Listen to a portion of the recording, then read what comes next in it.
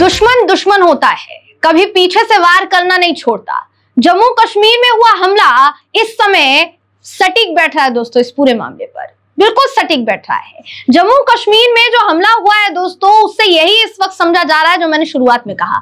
आतंकवादियों ने जम्मू कश्मीर में जो तीर्थ यात्रा के लिए बस जा रही थी उस पर हमला किया। मामले को लेकर कई बड़े बड़े नेताओं ने ट्वीट किया है। इसी के साथ साथ मामले पर विपक्ष की ओर से सवालों की कतार लगा दी गई है। इस पूरे मामले में जो भी सियासत हो रही है, जो भी कहा जा रहा है या सरकार की तरफ से जो प्रतिक्रिया दी गई है, सब कुछ इस वीडियो में मैं आपको बताऊंगी। आखिर तक इस वीडियो को जरूर देखिएगा। नमस्कार, मेरा नाम है जयंती झा और आप देख रहे हैं एमबी लाइव। जहां एक तरफ राजधानी दिल्ली में प्रधानमंत्री पद के लिए शपथ ग्रहण समारोह चल रहा था दोस्तों, वहीं दूसरी तरफ जम्मू कश्मीर में हुए आतंकवादी हमले से कहीं ना कहीं मासूमों की जाने जाने की खबर सामने आई।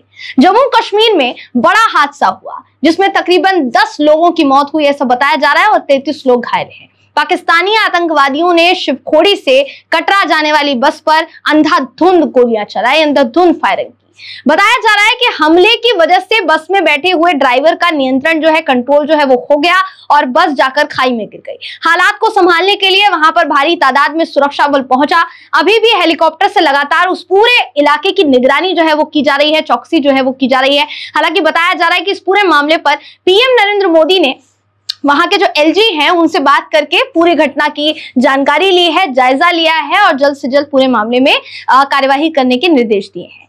मामला गंभीर क्यों है? मामला गंभीर इसलिए है क्योंकि शपथ ग्रहण समारोह के दिन को चुना गया इस हमले के लिए। उसी दिन पाकिस्तान ने इस नापाक हरकत को अंजाम दिया। पाकिस्तान का नाम बार बार क्यों सामने आ रहा है दोस्तों? आगे मैं 2 संगठनों के नाम आपको बताने वाली हूं जिसकी वजह से पाकिस्तान का नाम यहां सामने आ रहा है। ऐसा हादसा शपथ विधि के दिन होना ये कई तरीके के सवाल खड़े करता है। सबसे बड़ा सवाल ये कि बीते 10 सालों के कार्यकाल में दोस्तों धारा 370 इसको मोदी सरकार ने अपनी सबसे बड़ी उपलब्धि करार दिया है, सबसे बड़ी उपलब्धि। लेकिन अगर ऐसा हादसा होता है तो इसे उपलब्धि माना जाए या फिर नाकामी माना जाए? इस भयानक हादसे में तकरीबन 10 लोगों की जान जाने की खबर है। जैसा मैंने बताया, कईयों ने अपने परिवार के सदस्य खोए हैं, कईयों ने अपना पूरा का पूरा परिवार खो दिया। ठीक 3 हफ्ते पहले भी पहलगाम में जो पर्यटकों पर हमला हुआ, उस मामले में भी अभी तक कोई कठोर कार्यवाही नहीं की गई है जैसा खबर कहती है। यानी कुछ हफ्तों पहले एक दहशत भरा हादसा होता है और अब दोबारा एक और दर्दनाक घटना होती है। फिलहाल रियासी में जो हमला हुआ उस पूरे मामले में लश्कर कमांडर अबू हमजा का नाम सामने आ रहा है। हालांकि पूरी पुख्ता जानकारी जो है वो आनी अभी बाकी है, लेकिन फिर भी आतंकी संगठन द रेजिस्टेंट फ्रंट जो है दोस्तों, TRF, इसका नाम पूरे मामले को लेकर सामने आ रहा है। जानकारी ये दी जा रही है कि ये जो आतंकी संगठन है लश्कर तैयबा और जैश-ए मोहम्मद के इशारों पर काम करता है। TRF ने हमलों की जिम्मेदारी लेते हुए और भी कई हमलों की धमकी दी है कि वो आगे आने वाले समय में और भी हमले कर सकता है। हालांकि बताया ये जा रहा है कि इस पूरे मामले पर पीएम नरेंद्र मोदी ने एलजी से बात करके जानकारी ली है, जैसा मैंने कहा शुरुआत में ही, और आगे की कार्यवाही के जो है निर्देश दे दिए हैं। लेकिन इस पूरे मामले को लेकर विपक्ष ने पीएम मोदी पर अंधाधुंध वार करने शुरू कर दिए हैं। राहुल गांधी से लेकर मल्लिकार्जुन खड़गे और कई नेताओं ने ट्वीट किया है, जिनमें अखिलेश यादव भी एक हैं और कई नेताओं ने ट्वीट किया है। दोस्तों कुछ नेताओं के ट्वीट आपको दिखाते हैं, चाहे फिर वो विपक्ष से हो चाहे फिर वो सत्ताधारी से हो। राहुल गांधी ने ट्वीट में कहा है कि जम्मू कश्मीर के रियासी जिले में शिवखोड़ी मंदिर से तीर्थयात्रियों को ले जा रही बस जो है उस पर हुआ जो कायरतापूर्ण आतंकी हमला है वो अत्यंत दुखद है। ये शर्मनाक घटना जम्मू कश्मीर के चिंताजनक सुरक्षा हालातों की असली तस्वीर है। मैं सभी शोक संतप्त परिजनों को अपनी गहरी संवेदनाएं व्यक्त करता हूं और घायलों के जल्द से जल्द ठीक होने की आशा करता हूं। आतंकवाद के विरुद्ध पूरा देश एकजुट खड़ा है। अमित शाह ने भी दोस्तों ट्वीट किया जिसमें उन्होंने कहा कि जम्मू कश्मीर के रियासी में तीर्थयात्रियों पर हुए हमले की घटना बहुत दुखद है। उपराज्यपाल और डीजीपी जम्मू कश्मीर से बात की और घटना के बारे में जानकारी ली।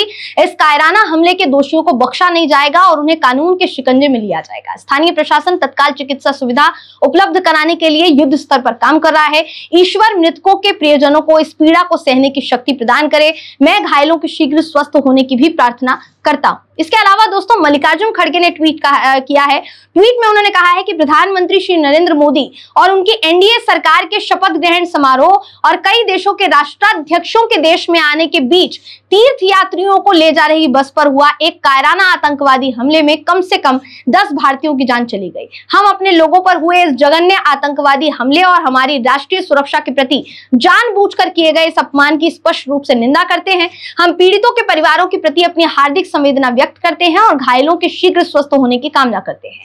सरकार और अधिकारियों को पीड़ित को तत्काल सहायता और मुआवजा प्रदान करना चाहिए, ऐसा उन्होंने कहा है। अभी 3 सप्ताह पहले ही पहलगाम में पर्यटकों पर गोलीबारी की गई थी और जम्मू कश्मीर में कई आतंकवादी घटनाएं लगातार जारी हैं। लेकिन दोस्तों विपक्ष द्वारा सवाल ये उठाया जा रहा है कि मोदी सरकार द्वारा शांति और सामान्य स्थिति लाने का सारा प्रचार जो है खोखला क्यों साबित हो रहा है। मल्लिकार्जुन खड़गे ने भी यही सवाल किया। भारत आतंकवाद के खिलाफ एकजुट है, इनका भी यही कहना है। सबका कहना है कि सुरक्षा प्रबंधन की लापरवाही की वजह से ये जो है हादसा हुआ है। और अभी तक इस पूरी घटना के पीछे की असलियत क्या है, असली वजह क्या है, इसमें कौन शामिल रहा कौन नहीं, पता लगाने की कोशिश की जा रही है। कहा जा रहा है हमारी सुरक्षा जो है हमारी सुरक्षा व्यवस्था जो है वो अन्य देशों के मुताबिक बहुत ज्यादा अच्छी है, ऐसा बताया जाता है। पर ये घटना सामने आने के बाद कहीं ना कहीं ये दावा सवालों के घेरे में है। ऐसे में ये जो पूरी खबर है दोस्तों, इसने सबको चौकन्ना कर दिया है। जो दावे किए जाते हैं, क्या उन दावों पर अमल किया जा रहा है, सबसे बड़ा सवाल यही उठ रहा है। इस पूरी खबर पर आपका क्या कहना है, आपका क्या सोचना है, आपकी राय क्या है, कमेंट करके जरूर बताइएगा। अगली वीडियो में आपसे फिर मुलाकात होगी, तब तक के लिए नमस्कार।